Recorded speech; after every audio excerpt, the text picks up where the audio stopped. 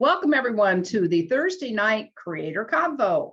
I'm Noelle Marshall. We have another wonderful guest. Kathy Mason brought us Gar Bergstedt.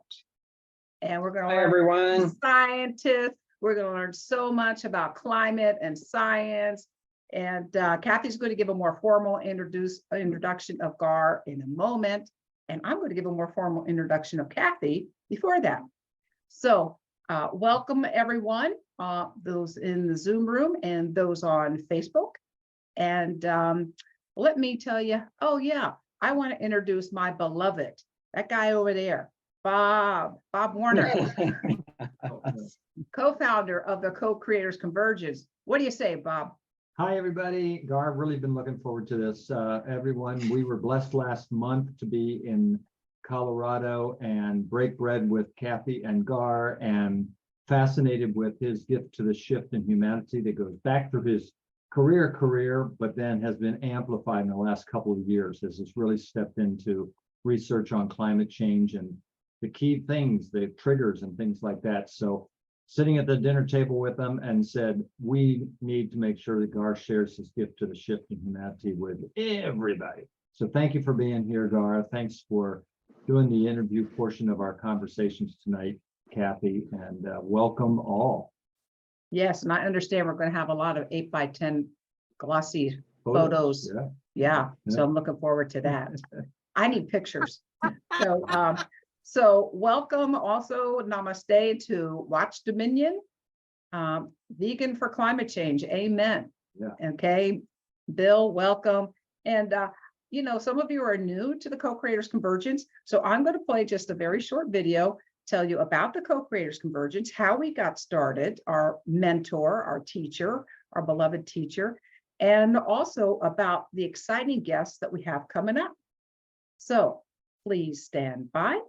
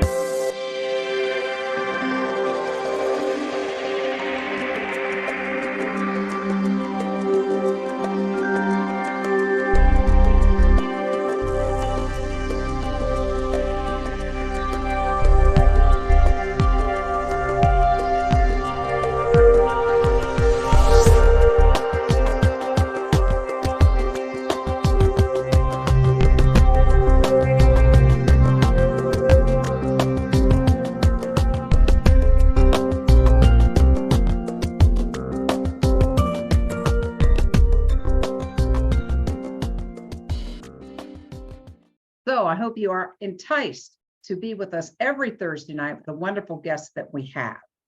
So let me tell you a little bit about my dear friend, Kathy Mason. Kathy Mason is an Amazon bestselling author, speaker, host of the show Conscious Business Zone, which you can catch on Facebook every Tuesday and Thursday at 10 a.m. Mountain Time. She's an online sales specialist who works with conscious companies to help them grow. And I've seen wonderful results from her interventions. She is psychic and intuitive and could see your soul mission and help you create that vision right now. So through her company, Mason Works Marketing, she lovingly supports her clients as a seasoned interactive strategy coach and implementer with a solid background in developing products and publicity across all digital platforms, internet, TV, mobile, in-store marketing, and social networks. She is a high energy cause marketing expert with over 20 years of expertise at rolling out cutting-edge strategies for business building communication, implementation, training, and book or ebook publication. And you can find my dear friend Kathy Mason at masonworksmarketing.com. So without any further ado, I'm going to turn it over to you, Kathy. Thank you all for coming. Thank you, thank you. So what I and welcome everyone. Welcome Rochelle and Bill and Victoria and the vegan, the Watch Dominion guy. Welcome everybody. What I thought I'd do this before I introduce Gar is get us all centered into the energy. And so I'll be reading a prayer from the Saint Germain Press. It's called the I Am Discourses. This is an I Am decree, which allows you to call back all your energy, clear your field so that all your energy can be aligned and you can feel better. So in these chaotic times, it's really a valuable practice. So here we go. Violet flame from the central sun, violet flame from the central sun, violet flame from the central sun, in, through, and around, all under this radiation, this instant and forever, descend, descend, descend, descend, defend, defend, defend, command, command, command, I am, I am, I am, control, control, control, take hold, take hold, take hold, unfold, unfold, unfold, our victory, victory hold, expand, expand, expand, our freedom now demand, in thee we ever stand, I am, I am, I am, I am, I am, I am, I am, I am, I am, forevermore, I am, the only acting presence, which right now sweeps into the physical octave, swift as a flash, perfect as the ascended masters see it. And I demand this manifest, manifest, manifest in all our victory, victory, victory attained right now. I expect this manifest, manifest, manifest in all our victory, victory, victory attained right now. I am this manifest, manifest, manifest in all our victory, victory, victory attained right now. Almighty I am, almighty I am, almighty I am. So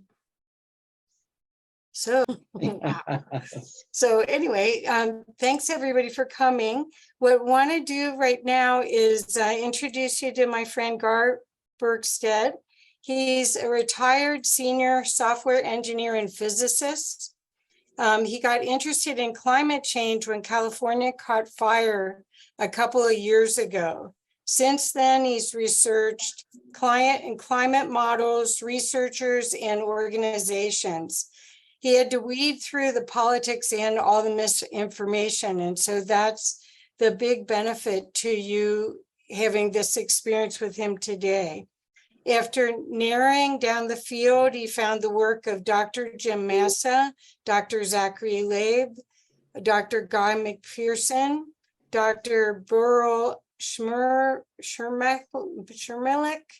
and the following. Okay, well, it was close. IPCC, NOAA, which is here based in Boulder, Woods Hole Naval Postgraduate School, NASA, and more.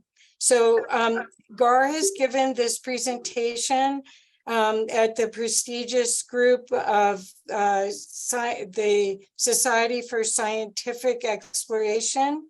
And so he's tailored it a little bit easier for us to understand here today. So with that, welcome, Gar. I can't wait to go into all of this. All right, thank you so much, Kathy. That was a great introduction. All right, guys, let's see if I can share the screen. So, as Kathy said, I'm Gar Bergstedt. I'm going to be giving a talk on climate change. and specifically having to do with feedback loops, tipping points, and nonlinear relationships. And these are what happens after we've done whatever we've done. So as we increase the CO2, as we increase greenhouse gases, then nature starts reacting. And as it reacts, it gets to the point of saying, oh my God, I can't take this anymore. And we start getting some of these feedback loops, tipping points, and nonlinear relationships. So what I'm going to be talking about is first, I'm going to define what these things mean, what a feedback loop is. Then I'm going to talk about the physics of climate change, basically why a greenhouse gas is a greenhouse gas. Then human contribution. So is this a natural occurrence? Is the sun? Are we going into a galactic season? And I'll be talking about that. Then the extremes of this year. There's been a lot. Finally, I'll start going into individual feedback loops all over the world. And then the oceans. The oceans have really changed a lot this year. And there's a bunch to talk about that. And along with that is the Atlantic meridional overturning circulation, or AMOC, which is the big giant conveyor belt in the oceans. And the blue blob. There is a cold spot just south of Greenland that is very concerning. Next, I'll get into predictions, where we're going if climate change goes unchecked. Then we're going to be talking about different timelines, other solutions like AI superintelligence and other futures. And finally, coming together to solve climate change. If we can do that, here's what we benefit by doing that. And finally, I'm going to be talking about what we can do personally and how to prepare for what the next few years are going to provide us. So with that, we'll start in with defining terms. What is a feedback loop? So a feedback loop starts off, and it's a process that creates a cumulative change in a system. In other words, it comes back on itself and adds a little bit more into the system, and adds a little bit more in the system, and you start seeing this accumulation of whatever quality we're measuring.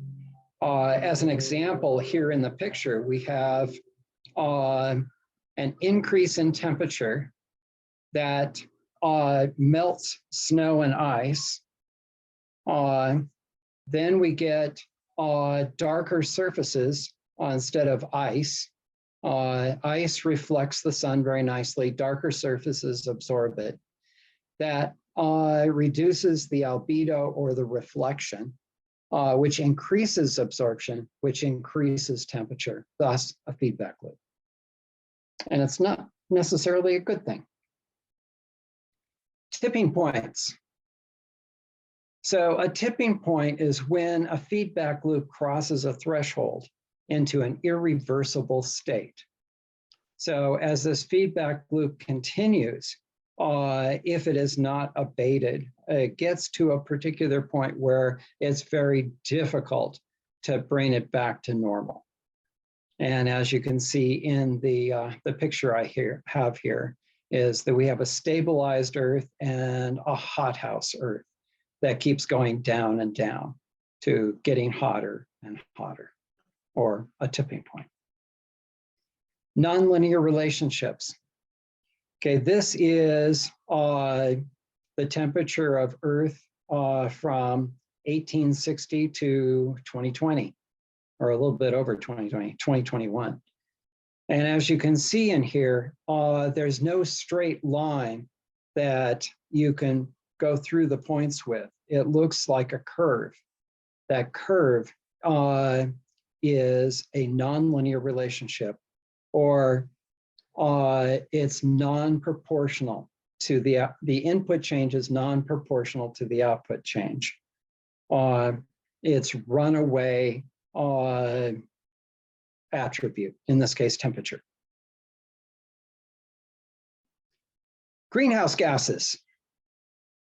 So what is a greenhouse gas and how does the silly thing work? Well, CO2 is a particularly great greenhouse gas because it lets in visible light from the sun, which then heats up the earth, and the earth radiates infrared light or heat, and heat is infrared light. Now, CO2 does not let the infrared heat out. Instead, it starts to vibrate. And as it vibrates, it heats up the atmosphere, in this case, the troposphere. And then after a while, the trapped photon of infrared heat gets readmitted from the molecule. There are several of these molecules, and they all do pretty much the same thing. And so this starts a loop in itself that then creates a hotter and hotter Earth. Now, that's not to say that we need some CO2. We would be at minus 18 degrees Celsius overall in the Earth if we had no CO2. So we need some amount of greenhouse gases, approximately 200 to 280 parts per million would be ideal and make a very pleasant Earth. We're about double that now. We're actually at 410 parts per million, maybe not quite double, which is causing us to get warmer and warmer. And I don't see an end in sight in that. Now, there's more stuff to greenhouse gases if you're interested. There's an entire physics that talk about the nuance of what I just talked about. So if you have any questions about that, I'll be happy to answer that. Okay, what are some greenhouse gases? Well, we've got CO2, methane, or methane, nitrous oxide, and water vapor. And if we look at CO2, it takes about 3.67 kilograms to be 1 ton of carbon.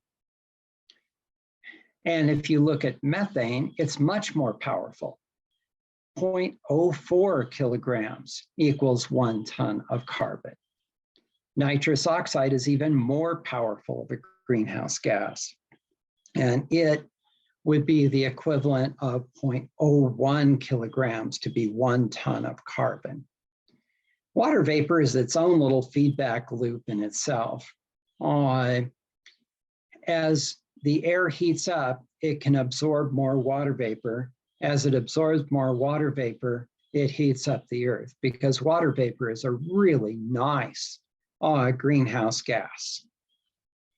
And then to give you an idea of what this kind of equals, 600 gigatons of carbon is about equal to 1 degree centigrade. So if we add another 600 gigatons of carbon into the atmosphere, we're going to get approximately 1 degree centigrade. Now, 300 parts per million of CO2 is about equal to 600 gigatons. Thus, we're around 1.1, maybe a bit more of global warming, since I think they've upped the dates on things. It's like 1850 now instead of 1780. So if we look at carbon dioxide over the last 800,000 years, for the most part, it reached a real high of about 300 parts per million at about 300,000 years ago. But today, we're over 400 parts per million. And that all happened in the last 200 years. An astounding amount of carbon dioxide in the atmosphere. Now, understand that this is still a small amount. If you look at how much this is in a percentage of atmosphere, it's 0.04% is 400 parts per million. So it's a very powerful greenhouse gas because it doesn't take very much to have an effect. Here's our contribution over time. In 1750, we produced pretty much nothing. And now we're past 35 gigatons of carbon dioxide into the system, into the atmosphere. It's an awful lot. And as you can see from the curve, it's very non-linear. It's not going up proportionally. It's going up rapidly, and it's accelerating. And how can we tell that this is really something that we did, not something that the sun did or something that the galactic center did or any of the other things that you guys may have heard about? This is looking at CO2 isotopes. There is CO2-12, which is the light CO2 that you see everyone talking about, and that's the black line right here. And then there's CO2-13, which is a stable isotope, and it is a little heavier. It's not used in fossil fuels very much. It's very, there's not very much of it in. And so as you see the CO2 jumping up, you're going to see carbon-13 go down because fossil fuels don't have as much carbon-13. So the ratio between the two will start really going up towards carbon-12. And this is the main evidence that we have that we're really doing this. We're doing this through burning fossil fuels. Here's more evidence of the same thing. This is carbon-14. This is what we use for carbon dating. And in 1960 through 1970 about, there was all of the atmospheric bomb tests. And so carbon-14 went way up. And then we went into treaties and said, don't do that anymore. And so they stopped. And as you can see, this goes down. Nothing is going up, even after 1950, even after 2000, everything is going down. That means that the type of CO2 that we're putting into the atmosphere has no carbon-14. And what that means is that the carbon-14 has decayed enough that it's not really showing up in the atmosphere. And that would be indicative of fossil fuel burning.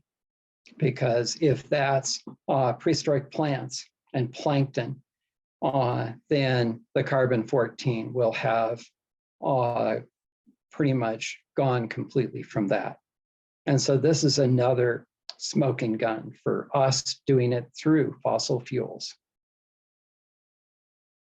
Okay, let's go into this year. What happened this year? Well, China had a record temperature of 125.96 degrees Fahrenheit. Good Lord.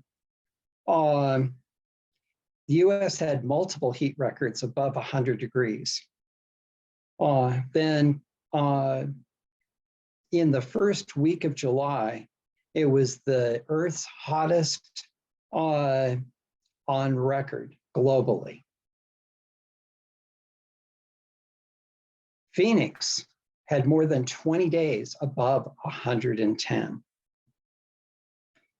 And Spain, France, Italy, Greece, Bosnia, all had temps above 104 degrees, sorry.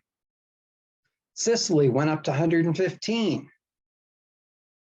Rome, a record temperature July 18th of 107.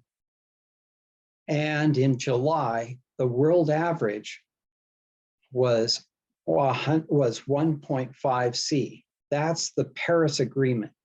So a while ago, everyone got together and said, we don't want to get beyond or even to 1.5 C above pre-industrial temperatures. And we did that in July. Now, okay, so the bright orange red line that you see in there is this year. And the highest that we got before was 2016. So why this year? This is an El Nino, just like 2016, where there was an El Nino. And it was very hot. We are even hotter yet by a significant amount, a really significant amount. Okay, looking at global air temperature. Over on the side, you can see 2023 is way up from where it was. Okay, let's get into feedback loops. Let's look at the Arctic sea ice. You can see it goes pretty normal from the beginning, 1415 or 50 years ago. And then all of a sudden, in the very end, you're seeing it drop down like a cliff. That is reached a tipping point. We are headed to having an Arctic ice-free summer. I thought it was going to be this summer. It's not. And that came from the Naval Academy that reports whether or not we have an Arctic that is ice-free or a blue water event. And they reported, no, we're not going to have one this year. Well, that's good news. That's really good news. But as you can see, it's really diving. So yes, this is the tipping point, and it really has reached. It is very nonlinear. And this is going to have catastrophic heating, and triggering other feedback loops will trigger other tipping points. Looking at global methane. With methane, this had some really interesting characteristics. From 1999 to 2006, it kind of plateaued. And I looked around, did as much research as I could to find out why it plateaued at that time. Nearest I can tell is that there was a switch off between Russia and the United States getting natural gas. And the United States was ramping up and Russia was quitting. Was ramping down. It still produced natural gas, just not as much. Okay, then you see it start ramping up again and going again, nonlinear. So it's starting to really ramp up a lot. And that, I think, is something entirely different. And if we look over at the next slide here, you can see that the wetlands are the biggest contributor to methane sources. And that is what I think was triggered when we hit a particular point. We warmed up the wetlands enough to trigger methane sources being released. And that would be a tipping point. That would be a big problem. The next one down is agriculture. All of those cows, along with fertilizer and a variety of other things adding to methane. And then comes down to energy after that. So I don't think it's fossil fuel combustion or development in this case. It's mainly the wetlands. And that's a bad thing because we can't control that. We can control our energy and what we do with energy, but controlling the wetlands is very difficult. Next, let's look at the Arctic tundra. The Arctic tundra has these peat bogs and forests. They've been on fire each summer, and they're caused by the heating of the Arctic to the point where it goes into a drought condition, and then lightning hits the peat bogs and the forests. And from there, they start releasing CO2, smoke, soot, all kinds of fun stuff. And there, I think we have reached a tipping point. I don't think we're going to see a season where this doesn't happen. Is it nonlinear? Yes. And it, again, is pretty catastrophic. It's going to add more to the Arctic warming, which will add more towards global warming. The Arctic is warming from 4 to 7 times more than the rest of the globe. So it's even amplified that much more. And this doesn't help a bit. Greenland, our friend. We have a lot of ice sheets melting in Greenland. The red line here is the percentage of melt. So it's way off the scale. So it melted this year more than it did any other. And so a tipping point, oh my gosh, yes. I don't see Greenland stopping what they're doing in any way, shape, or form. And is it nonlinear? Well, sure looks nonlinear to me in that red line. And this is going to, again, trigger more tipping points. One of the other things that this will do is if this could stop that oceanic conveyor belt called AMOC. And that is very catastrophic as well. And I'll get into that later on. Next, Antarctica. We have sea ice loss in Antarctica this year more than any other year. That red line is way below all of the last years since 1979. So all of those little lines in there are from 1979 to the present, and you can see that we are way off the scale. And again, I think that this is a tipping point. It's nonlinear, and this will have major temperature consequences. It'll increase sea level as well. Oh, let's go to Canada. Remember all those fires? Well, this is this year for fires. That red line is how many acres, I believe, I can't see behind this, have been burning for this year compared to the 10-year average, which is the gray line below. So way out of whack. Tipping point, yes, definitely. And look at that, it's definitely nonlinear.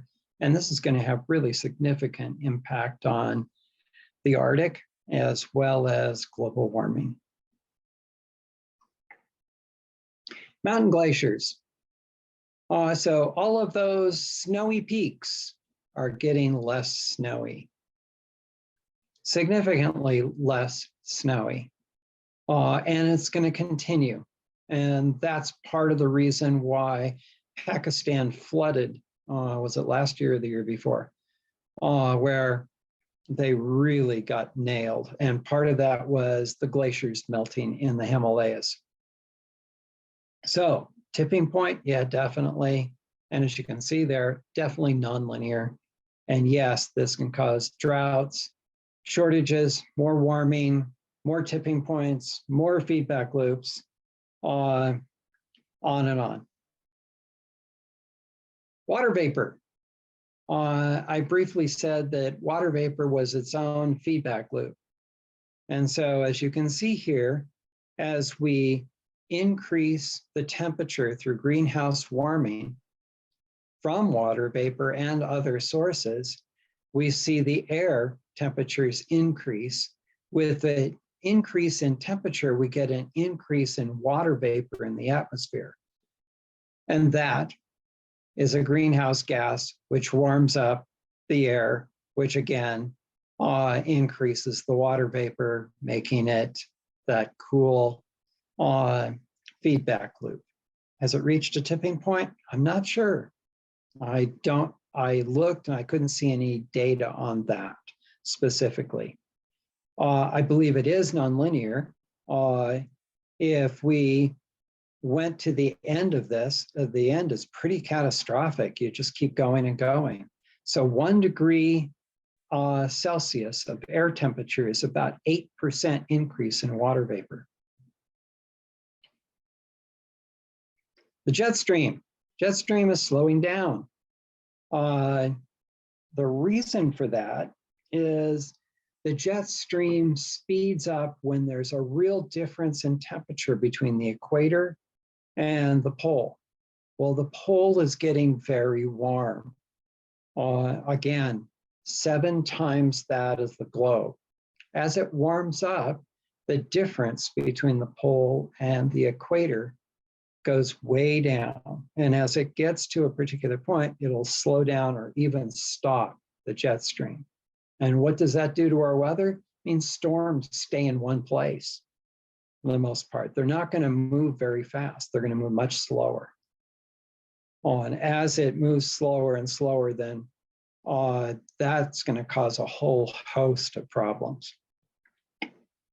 But I don't understand, or in my research, I was unable to find out whether this was irreversible or it was going to a nonlinear state. So that's a big question from my point of view. But it is a feedback loop.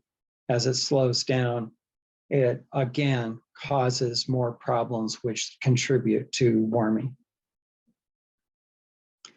The Amazon forest, of course. Look what happened to the Amazon.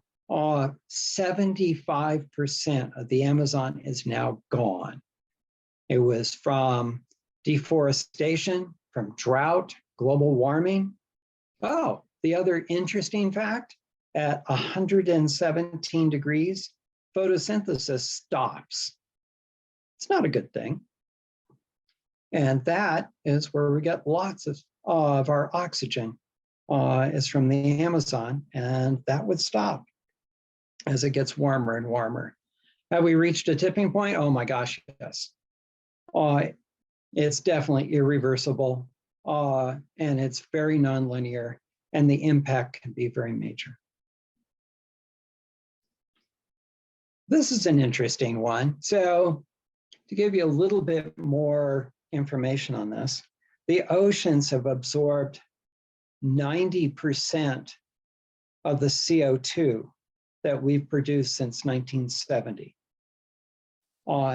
If the ocean warms up enough, these little guys that we're looking at here will switch from photosynthesis to a regular Krebs cycle of generating energy, which means they're going to emit carbon dioxide and use oxygen to keep alive instead of using photosynthesis to keep alive. And this is dependent upon the ocean's temperature. At a certain point, they'll switch. I don't know when that is. So if it happens, that's a really bad thing since they're responsible for 50 to 80% of all oxygen in the atmosphere. So that's also a bad thing, or potentially a bad thing. Ocean acidification. Hey, I pronounced it right. This is good. So as the ocean heats up and as CO2 increases, the ocean will start absorbing the CO2 and convert it to carbonic acid.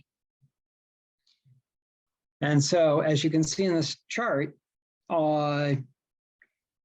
you have dissolved carbon dioxide or CO2. As that increases, you see the pH of the ocean decrease. And as it decreases, then it becomes very lethal to shells, plankton, and a variety of other things. And those guys keep us alive. The oceans. Okay, since 1955, we have increased the ocean energy by 345 zettajoules. And that's a fancy word for energy. Measured, physicists like to use joules. So 1 zettajoule is equivalent to blowing up a Hiroshima atomic bomb every 2 seconds for a year. There are 345 of those things since 1955. So the oceans have gotten a lot of energy. And we were in a La Nina stage for 3 years. A La Nina stage is a cooling of sea surface temperature off of South America. And even with the cooling of sea surface temperature, the temperatures have risen. However, we've switched this year and we are now in an El Nino, which is a hot sea surface temperature. And so as a consequence, we're getting ocean heat waves off the coast of Alaska. It's very toasty. If you look at New York and the eastern seaboard of Canada, the Atlantic is getting really, really hot. I think the Mediterranean is really heating up. And then off the coast of India is another giant heat wave, as far as I remember. So yeah, the ocean is really getting very toasty. It was April of this year that it had raised in some areas, I think 10 degrees Celsius from normal. It was like a huge amount. Just this summer, Florida reported that the ocean was 101 degrees, 101.4 degrees. So over 101 degrees Fahrenheit off their coast, which is outrageously toasty. It's like going in the hot tub. And that's not good for the ocean ecology. For the coral reefs, we're getting a whole bunch of bleaching to the point where they're just dying, as well as all of the fish and microorganisms and everything else. The ecology is being very stressed, and you're getting lower and lower production. There's not as many births, and that's a bad thing. The ocean is dying from all of this heat. The blue blob. So I said that not Iceland, Greenland is losing a lot of ice. Well, that ice is going into that blue area on that picture, and it's cooling the ocean in that area. It's a very big area, and it's very cool, but it's fresh water. Now, the conveyor belt that circulates water from the tropics, it goes up to the poles or down to the poles, depending upon how you look at it, cools down and then starts its cycle all over again. The cycle is really long. It's like 7,000 years, maybe 10, to circulate through the entire Earth. It's a very, very large conveyor belt. Well, what happens when you get this warm, salty water from the tropics hitting the cold, fresh water? Well, if it was just going up there and cooling down, then cool water is more dense than hot water. Salt water is more dense than fresh water. And that would cause the current to dip down, and that would cool it down more, which would cause it to dip down more and continue the conveyor belt. But it's now hitting this fresh water. Fresh water is lighter than salt water, thus making it stay on the surface instead of going down. And we're already seeing a slowdown in this North Atlantic current. and Gulf Stream. And the deep water part is really, really much slower than it was 10 years ago. If this stops, really odd things happen. Normally, if this was 1970 and this happened, this is just like the movie Day After Tomorrow, except that they made it much more exaggerated. But it would cool down the Northern Hemisphere and Europe. We could see ice sheets forming in Canada, going all the way down into the United States, and Europe, Northern Europe will be just completely an ice sheet. However, this is not 1970, and we've got a huge amount of heat in the ocean. And because we have such a hot ocean, I don't know what that will do if the current stops. It'll cool Europe. It'll cool some of Canada, I think. But I don't know to what extent. So we'll have to see about that. If it does, again, it can be very catastrophic. It's not good to be in the middle of an ice age. So what happens if all of this, comes to fruition? We're unable to get our act together, and we can't stop what I just outlined. Well, land temperatures are going to go completely out of control. As they do, fires will rage. We're going to get far more extreme weather, hurricanes, tornadoes, atmospheric rivers. We're going to get dust storms, droughts. And then on the other side of the continent, you're going to get flooding. The oceans are going to get hot. They're going to acidify. They're going to stratify. And then they're going to have pockets, if not all of it, will go into very low oxygen, and that will be the death of oceans. And that's part of the oxygen depletion, both in the atmosphere and in the ocean. So as the ocean is responsible for 50 to 80% of all oxygen in our atmosphere, that could be a problem for us as well. And then we get runaway carbon, we get runaway CO2, methane, all of those tipping points in the Arctic, in the Antarctic, in tundras, everything else as they just blaze and create more and more methane and more carbon dioxide, creating hotter and hotter temperatures. It's not necessarily a pretty sight. So what can we do to mitigate this in the short term?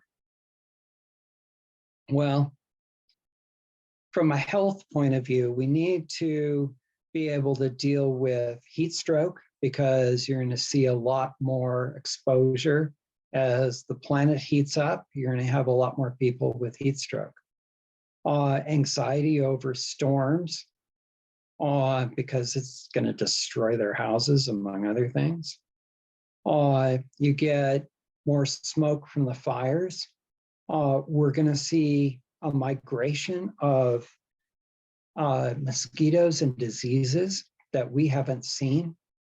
So the tropical diseases may end up in the northern regions, and that could be a big problem, especially with vector-driven viruses that mosquitoes can carry, like malaria. We have food shortages, because it's hard to grow food when it's a drought and it's too hot for the plants. And finally, you're going to have people moving from one spot to another because where they are is not supporting life. So we take all of that into account when we're looking at our lives.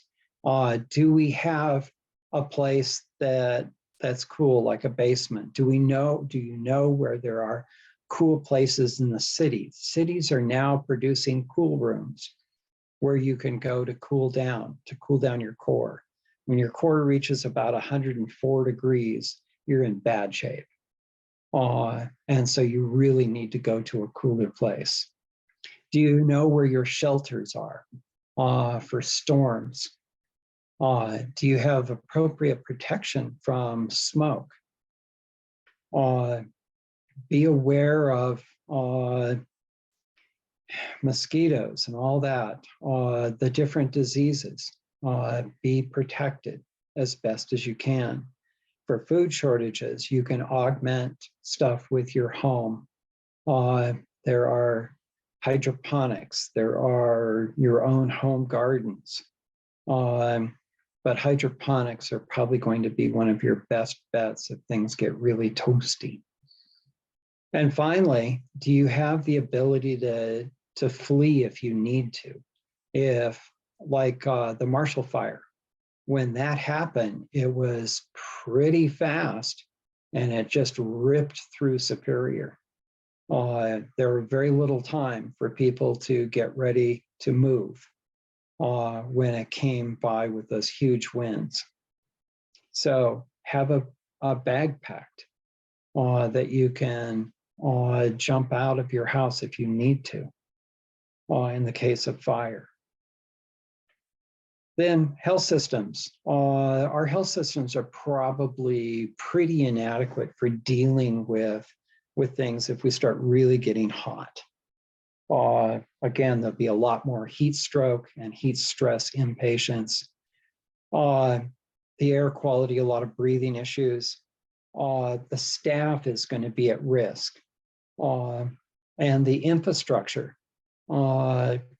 and supply chains are going to be at risk. So have enough first aid and be able to deal with things like heat stress and air quality in your homes.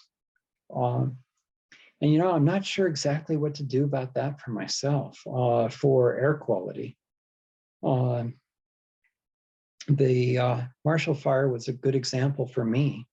I saw smoke as far as I could see up and went, oh no, this is not good.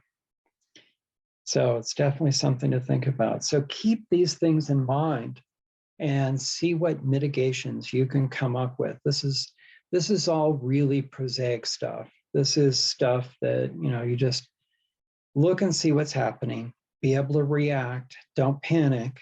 The biggest thing is to make an appropriate reaction for the situation you have at hand. If things are getting really hot, go to a cool place.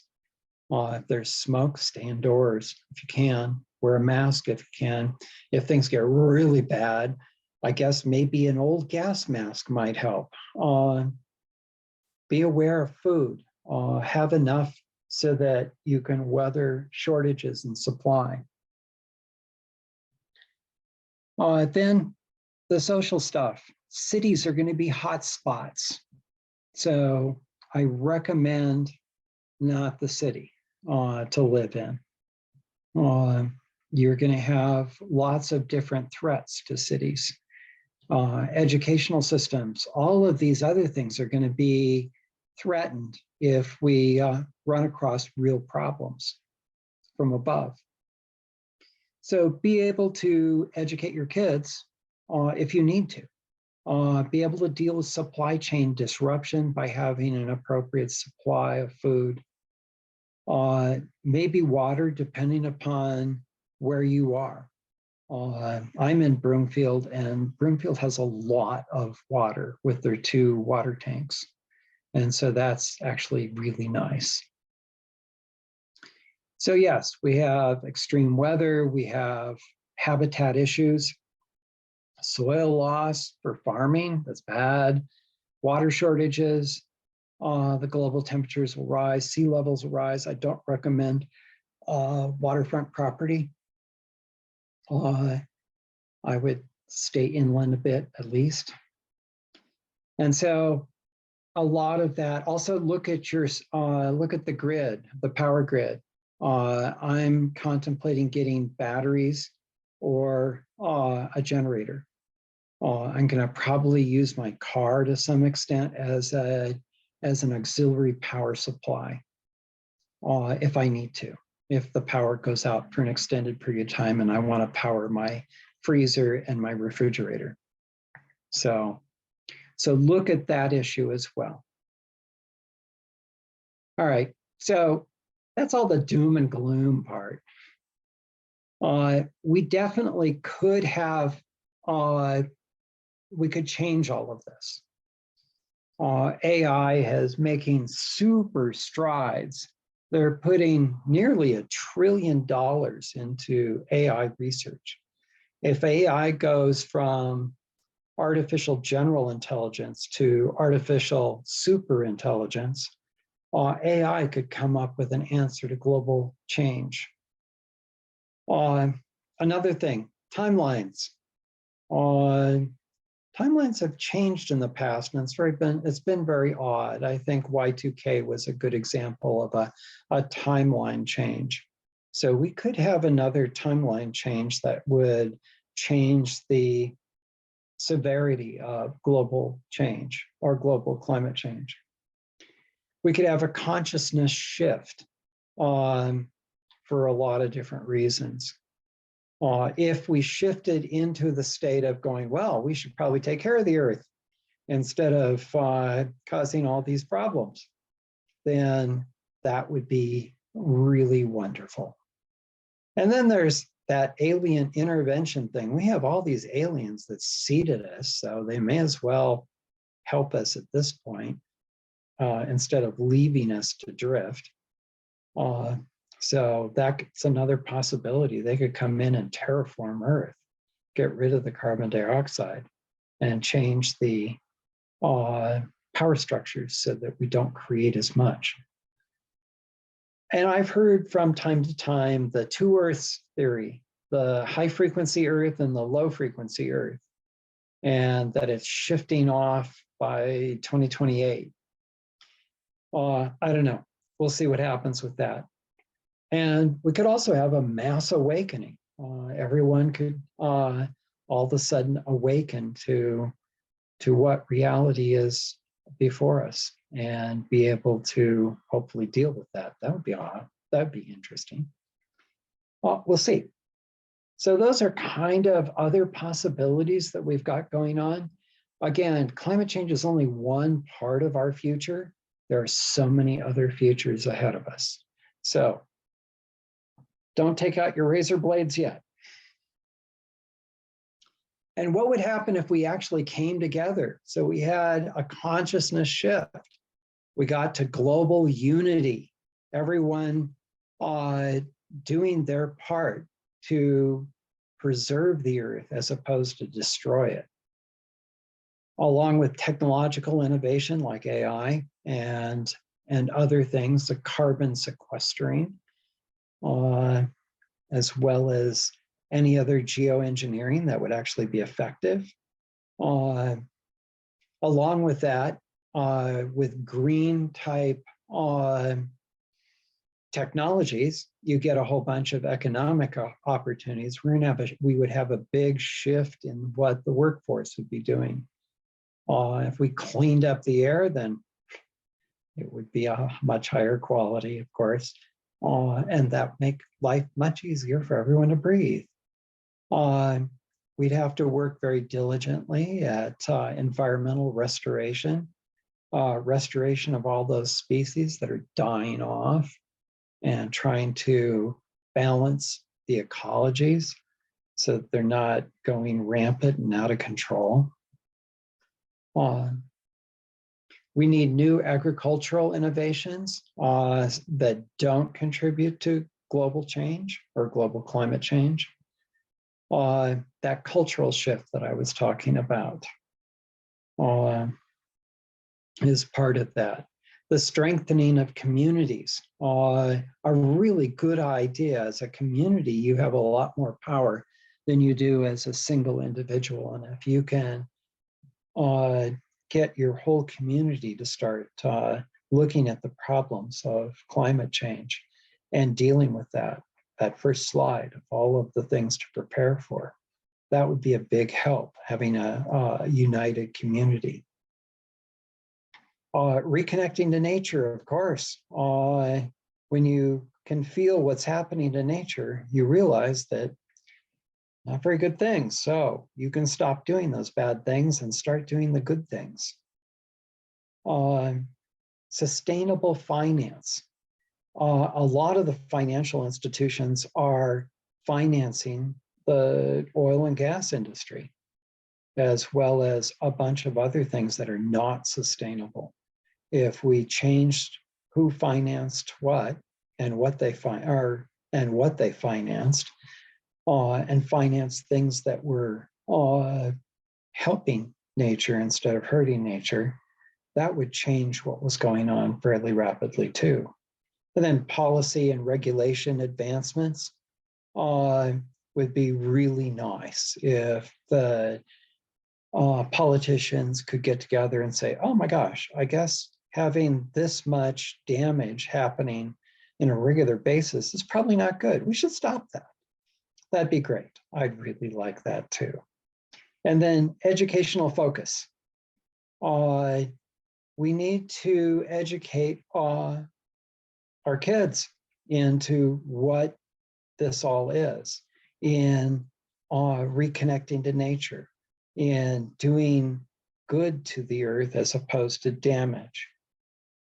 And finally, the moral and ethical growth.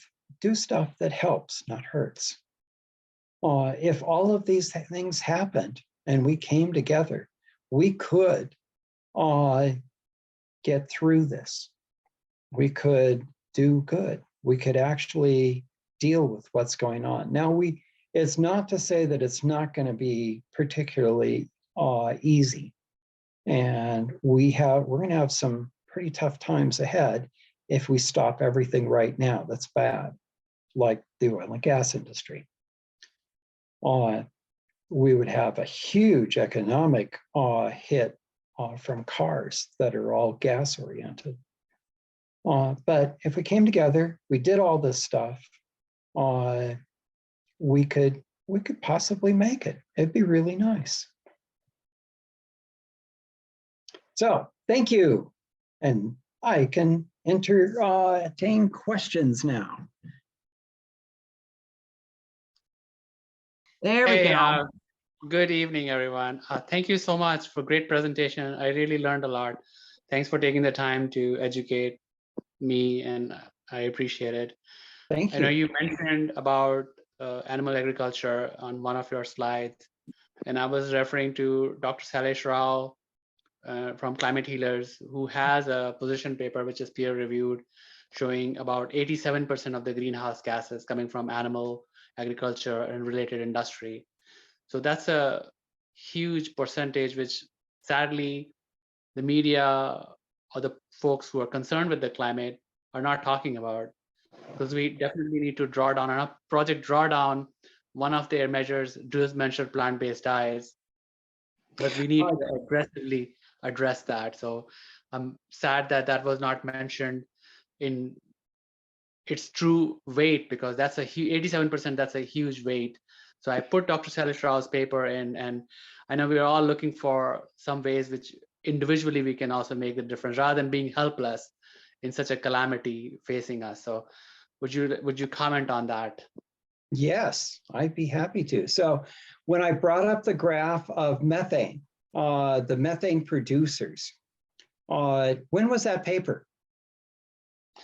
Dr. Rao's paper has been published, I think, a couple of years back. Okay, a lot of stuff has happened in the last couple of years. It's gone very nonlinear. And as a consequence, the wetlands have exploded with methane. And that's just in the last year. That's not even, for a peer-reviewed paper, that'd be at least 3 years ago. It takes almost a year to get through peer review. It's quite a process. Well, I mean, we know the situation is going bad because the planetary boundaries, 6 out of the 9 planetary boundaries have already been crossed. So we know things are getting even worse. But correct. Now, agriculture is the next one down from wetlands. And so, yes, it's a very significant part of methane production.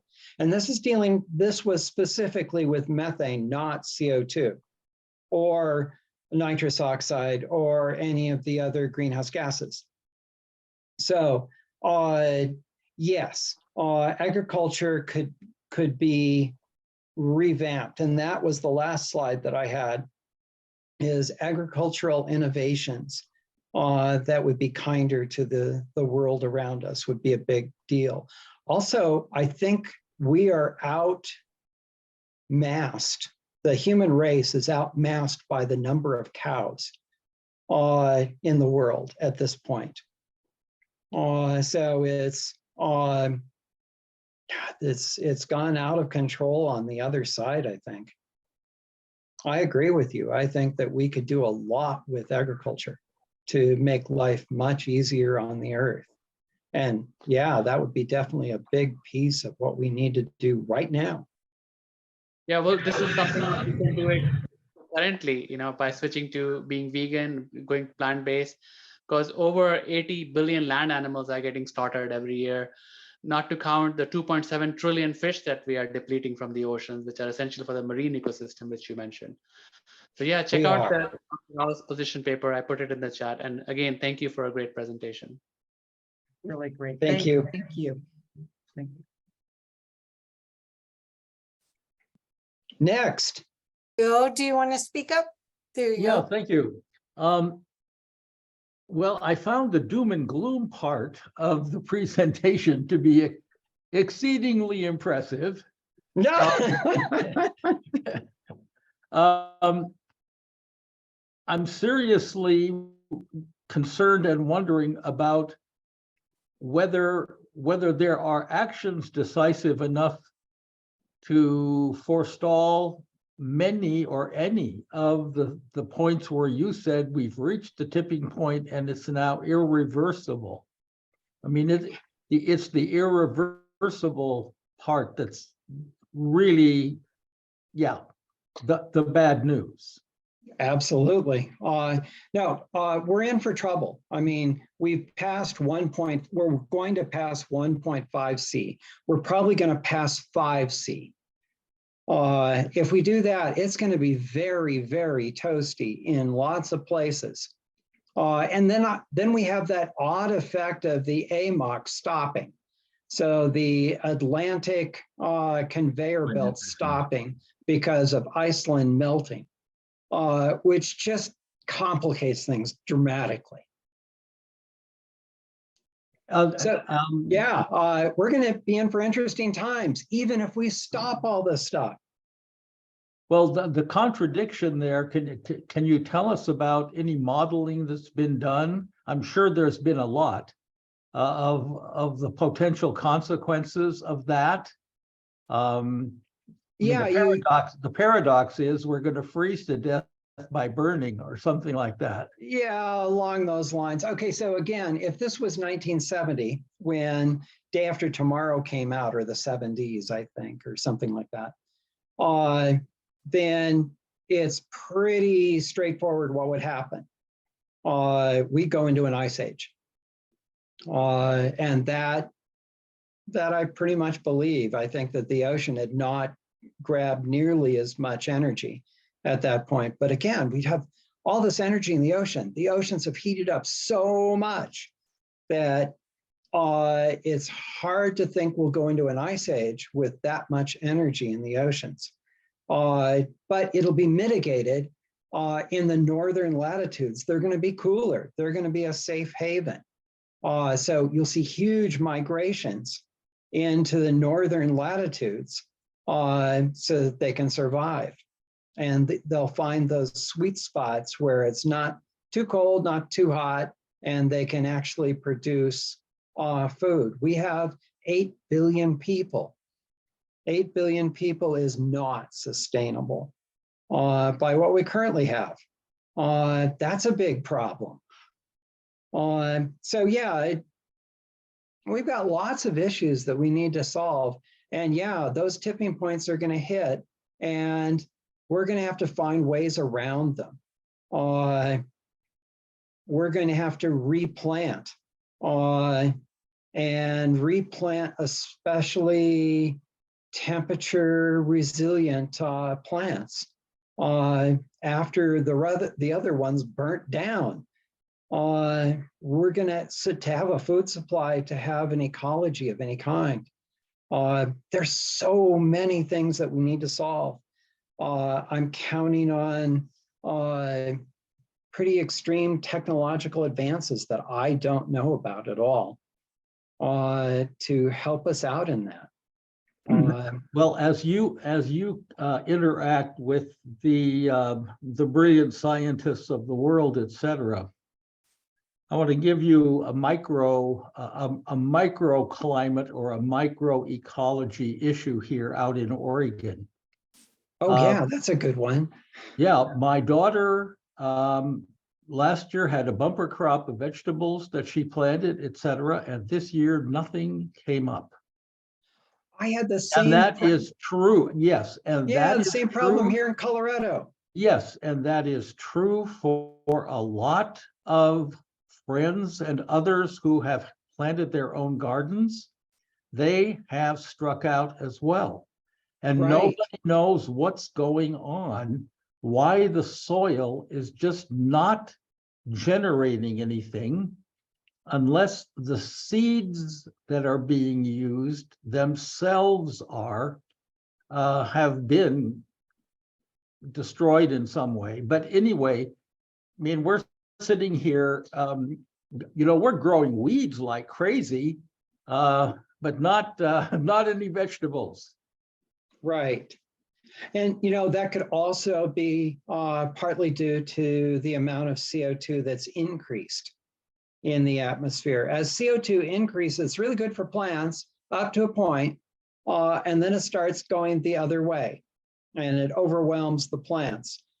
Heat and CO2 are related along with moisture. So the more CO2, the more moisture, the more heat you can sustain up to a particular point, and then things kind of fall apart. So we may have reached those levels. That's hard to tell. Well, last summer, the heat out here was not 2023, but in 2022, we had a much hotter summer. Yes. We were kind of a little pocket of sanity out here in the Pacific Northwest. Right. Until kind of late August came along, and then we got hot as well, but nothing like the summer before. Right. So, yeah, so it wasn't like vegetables were being overstressed or something out here. Yeah, I wonder what it is. Like the year before when the growth was prolific. Yeah. Did you get an atmospheric river the last few weeks or so? Yeah, yes, that was part of the scenario, but I remember we had a couple of them the year before, and they were really hot. I mean, it was just. Well, yeah. The atmospheric river is really more rain oriented. And I'd heard in the news that Pacific Northwest was getting an atmospheric river like a week ago or 2 weeks ago, something like that. It's been raining here now for the last few days. I mean, a lot of the storms, the famous Oregon rains have finally come. Oh, And, okay. so the last several days have brought us rain, but not really much prior to that. Okay, that's good to know. Okay, I like firsthand news. This is great. Cool. Did that answer your question? As best as I could. Well, if somebody could figure out what this vegetable crop issue is, that where people are trying to make a difference in their own, local, Yeah. in their own way. Right. But I mean, it's not comforting to hear that it didn't work for you either. I know, it's like all over. My son in Wisconsin has a whole bunch of green tomatoes. Well, they didn't ripen. Well, what about, are you harvesting your own seeds? I got starter plants myself, and we've had some tomatoes. Because if you have a genetically modified seed, some of them are made not to come back. Right. Yeah, the Terminator seed. Yeah. So and you could buy organic, but you don't know what was shipped with it. You know, Right. they can talk to each other. They don't have to, whatever. I don't know. It's just Oh. another I possibility. wanted Rita had a question and Rita, if you want to share your screen, even to pull it up, if you want to unmute, can we let Rita? Oh, yeah, Yeah, let me sure. make her There a you are. co-host. Because I love Rita. She's bringing us some wonderful guests coming up. Yeah, hi Rita, how are you doing? She's over in the mountains. Oh, good. Gar, I'm over in Carbondale, Colorado, usually. Right now I'm in Boulder. Oh, you are? Oh, oh, Yeah. very nice. So am I right now. But I wondered if you would comment on the graphs of the planetary boundaries from the Stockholm Resilience Center. Are you familiar with those? I'm not familiar with the Stockholm. Oh, the Stockholm, was that the seed bank? No, this is the group in Stockholm that has been tracking the planetary boundaries and how we have now exceeded 6 of the 9 planetary boundaries for survival. Yeah, I think I have read that a little bit. Yeah, it's not very good news actually, and that's even more doom and gloom. Holy cow! And yes, we've exceeded 6 of the 9, maybe 7 or 8 now this year. Would you like me to share the screen? Yeah, I don't know what that is. So, yeah. I'd Okay, like- I'll share the Yeah, screen. let's real share quick. the screen because that'll help. Ah, yes. I have seen this chart. I don't know what it means. So it's pretty. Yes, it's pretty. It's pretty astounding. It's hard to see the topics in each of those sectors of the graph. So you really It have to is. Okay, look so at it. so this one is ozone depletion, aerosol loading, ocean acidification, which you did go over, Yeah. biogeochemical flows, freshwater change, you did go over that, land system change, biosphere integrity, and climate change with CO2 and radiative forcing, I think it says. I think. Right. And radiative forcing is on the sun's radiation coming in and forcing the CO2 to react, I believe. So, okay, yeah, to go through this. So we start off on novel entities. Novel entities. I don't know what novel entities are by definition, I think. There's also stratospheric cooling. As the stratosphere cools, we have higher and higher concentrations of CO2. And it's a bad thing when the stratosphere cools because we have to heat up in order to compensate for the cooling. But Well- at any rate, ozone depletion. Yes, in the Arctic, there is a new ozone hole forming. So I think, when was this published? Well, Well, this- Rita, do you want to 23. explain? yeah, the recent report came out in September, earlier this month. The 2023 graphics. It's just been updated. And I first saw this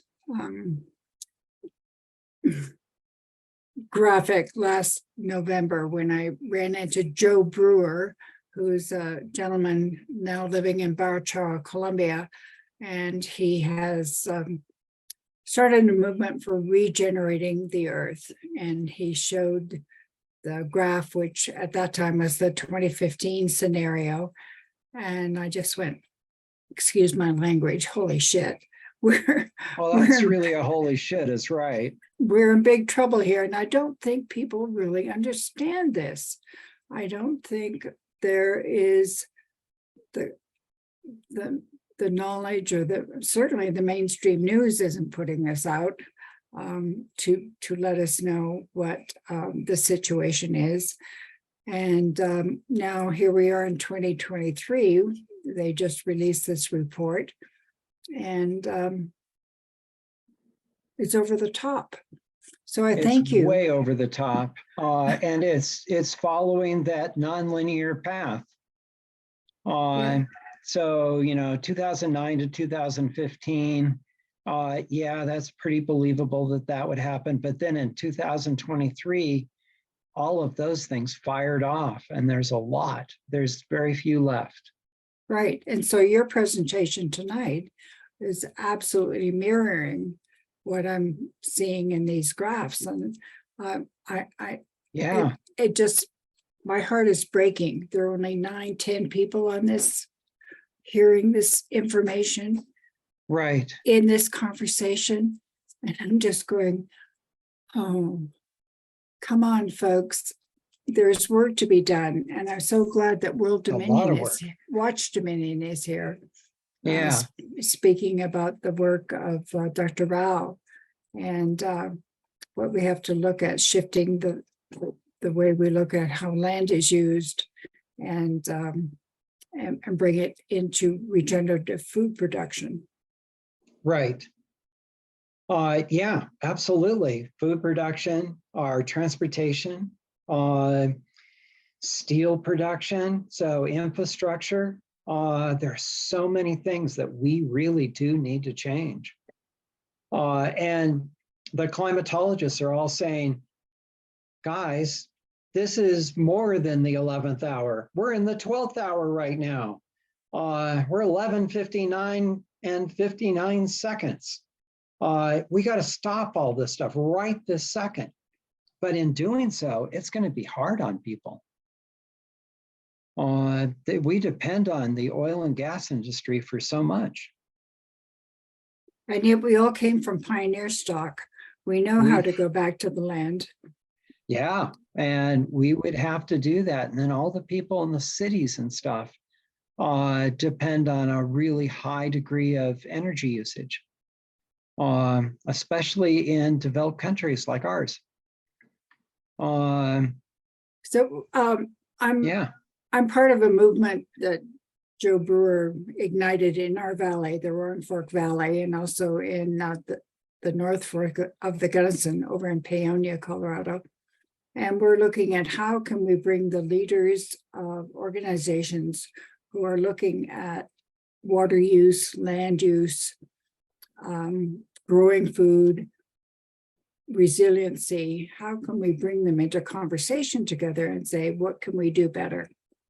And Perfect. Communities coming together. Absolutely. That's perfect. Good for you. I'm so proud of you guys. So you'll hear more about that in the future, but Excellent. I'll put in the chat Joe Brewer and the design school for Earth Regeneration. I'll try to get those into the chat tonight to give people some resource that they could look at. And I thank you so much, Gar, for your presentation. Excellent presentation. Oh, you're so welcome, everyone. I see Watch Dominion has hand up, so go ahead and. Oh yeah, thank you so much. I really appreciate Rita. Thank you so much for emphasizing the sense of urgency. And I totally resonate with that. Yeah, it is. It's urgent. I'm going to reiterate one of the things which is not all of our circle of influence and circle of concern is going vegan. This is Right. something that we can do today, now. Just reach for plant-based food and start speaking for the voiceless animals, who don't have their seat at the table, who can't represent. And every second I speak, over 3,000 land animals are getting slaughtered and 100,000 fish are getting slaughtered.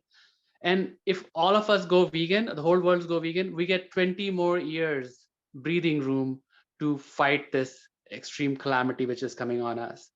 Heck, even half of the people go vegan, we have so much more breathing room. Every person who goes vegan reduces their carbon footprint by over 50 to 75%. That's the new the UK Oxford study which came out. And this is some solid research behind. 26 units of wheat just produce 1 unit of beef. So technically you can feed 26 people on plant-based food rather than just feeding one person on animal-based food. It's mind-boggling. So It this is. look into Dr. Rao's paper. Please shift yourself as much as possible to a compassionate plant-based food source, and do collaborate. Climatehealers.org does their convergence every quarter. Every quarter they are doing that. Dr. Rao is, just check out climatehealers.org. We meet every Monday on movement Mondays. It's a free Zoom call 2 times during the day. So I can put my email address in the chat. It's vastdominion.com@gmail.com. And Climate Healers is a great, or just check out the documentary Dominion. It's free documentary, which would show you how by switching to plant-based, you can just change the world. Thank you. I just want to thank everyone for coming tonight, and I can't, reiterate more how much I agree with Rita about, it's just, I don't know, it's a cognitive dissonance. People don't want to hear this is such important information. It's the same thing that, I do a lot of work for denuclearization on this planet. And, people are worried about the climate and they're worried about this other thing. I said, one push of the button, we ain't even got a planet with all the nuclear weapons that are on it. But nobody wants to hear. And whose finger is on the button?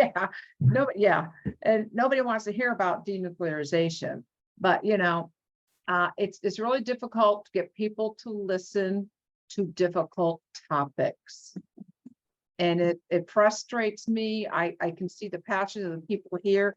It frustrates you, but we just got to keep getting our message out there. And so I just want everyone to know that, Gar, that was a beautiful presentation. Oh, thank you. And how the graphics of it, how it flowed, and the amount of information you got without us feeling like we are, drinking from a fire hose. Maybe a faucet, but not a fire hose. Very good. But thank you, and thank you. Also, watchdominion.com. I understand we have a gentleman here tonight who has put on some amazing websites that I want you to check out. There's another website called climatehealers.org. Join that conversations on Monday when they get together. There's so many good references here. I'm sorry, Rita put in another one, earthgenerators.org. So really, folks, and Gar is a fountain of information, such a nice guy to tell you the news, Indeed. and that's Gar Bergstedt @gmail.com. And this will be edited and put up, archived. So once it's up, probably in the next 48 hours, I'm going to take down the live stream. I'm going to put the recording up, and then you all can share. Yeah, please share this So, tonight's yeah. conversation. Well, Very good. It's and what it would all of be us can great do is share with if 10 we people. could share all these links on the description, or Yeah. I don't know, because you'll get a recording of the chat too. So that would be ideal. If you want my help, let me know. Yeah, that's a great idea. Yeah, maybe So, just make, just grab the Grab it. ones that have URLs and references and whatnot, make that a final slide or two in the video. That would, or I could put it in the YouTube description. yeah. Yeah, in the description, then it's clickable links. Yeah, That's oh, what I was great, thinking. great, Yeah. great, better. Yeah. Thank you, everyone. Thank you from all. Thank you. one Thank of those you. northern states. One of the Have a northern states. wonderful night. Thank you, everyone. Yeah, just dream Thank of solutions. Exactly. Thank you More all. solutions.